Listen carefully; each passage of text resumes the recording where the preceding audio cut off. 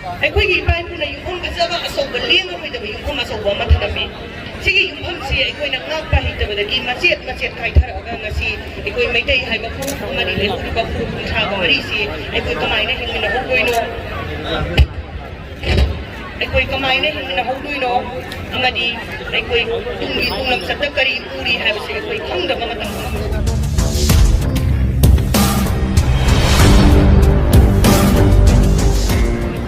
ꯎꯕꯤꯔꯛꯄꯒꯤꯗꯃꯛꯇ ꯀꯣꯛꯅꯣꯅ ꯈꯨꯔꯨꯝꯖꯔꯤ ꯏꯅꯤꯡꯊꯧ ꯑꯃꯗꯤ ꯏꯕꯦꯝꯃ ꯏꯕꯨꯡ ꯅꯤꯡꯊꯧꯖꯝ ꯏꯕꯣꯝꯆꯥ ꯄ꯭ꯔꯦꯁꯤꯗꯦꯟꯠ ꯁꯤꯇꯤ ꯀ꯭ꯂꯕ प्रधान नॉमिनी हैरोक पार्ट 2 इबुंग लाइस्रम खंबा सिंह प्रधान हैरोक पार्ट 1 इबुंग एच मणिचंद्र मैतई प्रधान वांगल पार्ट 2 अमदी doctor Pibarel Meitei managing director Medilane अमदी तिनबिरिबा हलमन लाई गुरु इपाइपल इमाई बेल इसिल इनाव पुनमकी मफमदा अमुका हन्नाई कोकनोना खुरुमजरी ममांगदा इबुंग मयाम अमना थंबिग्रे वहाई मरुओइबा मिटमाई ओइबा लौसिंग मयाम अमा यावना पुन थगतपिबा वहाई फजा फजाबा मयाम अमा थंबिग्रे आई तेलबना थमजगे मतम सि तेनबनिना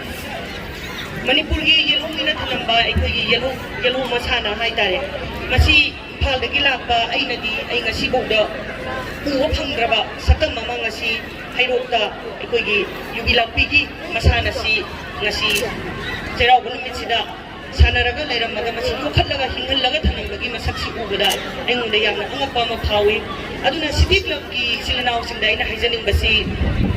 मसी यम चाव थुदांगनि बुंगवाई सिलनाव मयामना लौबिरमिसि अखोइगी मणिपुर हाइबसिदा येलोंगी अखोइगी नाट अखोइगी हौरफम अखोइगी पुवारी कैनो खुदिमक्से कौशलगा अखोइसे मांधरअबा मतम अमा ओइरिबनेबा ngasiसे अखोइसे येलोंगी अमोइना अखोइ कदाइ चतोइनो कैदौदोइनो हाइबसे खंग्रबा अखोइगी इपा इपुना युमफम फजबा अचौबा लेंगरोइदबा युमफम अचौबा अमा थनम्मि सिगी युमफमसि अखोइना ngakpa हितबदगी मचेत मचेत काइथरअगा ngasi अखोइ मैतै हाइबा फुरुप अमदि लेहौरिबा फुरुप कुंथ्रागा मरिसि अखोइ कमाइना हिंमिनहौदोइनो अखोइ कमाइना हिंमिनहौदोइनो अमदि अखोइ तुंगी तुंगलमचत्ता करी उरी हाइबसि अखोइ खंगदबा मतम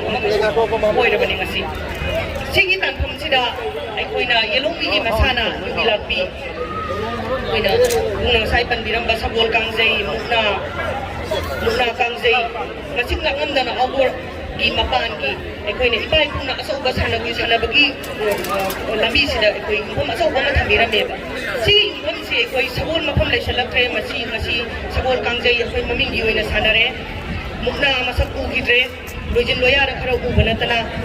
अदगी ngasiगी बिलाक्पीसी अइना हैरोक्ता हैदोरगा उरिसी अइना चाहिगे निपुंदोइ पुसिरक्पसिदा ngasiना हानबनी ngasi अखोइना उसलक्पैसिगी मरमसे अखोइसे निंगाइरए किंधरए मसाना मयामसे मांगजलए हाइबने अदुना हिरम खुदिंगमक्ता नाकल खुदिंगमक्ता मांगजलक्पसिना अखोइसे तुसललागा तुरोइ ngamloi ओइरबा पुरुप अमु ओइरे अदुना सिटी क्लबना ngasi योखलिसिमाइना अइसु अइगी इम्फाल मयूंदा आई एसपी आई इरमदमदुदा पुरगा आई इबुंपासिंगी मतेंग लौजरगा आई युगी लाक्पी अमदि मपानगी आउटडोर एक्टिविटी सिंगसे आई सु तुंगी नजरगा इछु योखनपा ngam ओइजगे तुंग तारपदा युगी लाक्पी सिंग साइ तामोना सजेस्ट तौबिरम दुमाइना अहेनबा मोंगदा खितंग हेना सेमदोक सेमजिन तौरगा अखोइना नेशनल लेवल इंटरनेशनल लेवल थाकता पुखलगा अखोइना जस्ट क्रिकेट खतंग योखटपा मपानी गेम्स खतंग मसाना सिंगसे खतंग योखटपगी महुत्ता अखोइगी ओइबा अखोइ येलोंगी मसाना सिंगसे अखोइ योखटमिनसी मसिदा अमना अमा पुनिंग थौगटमिनरगा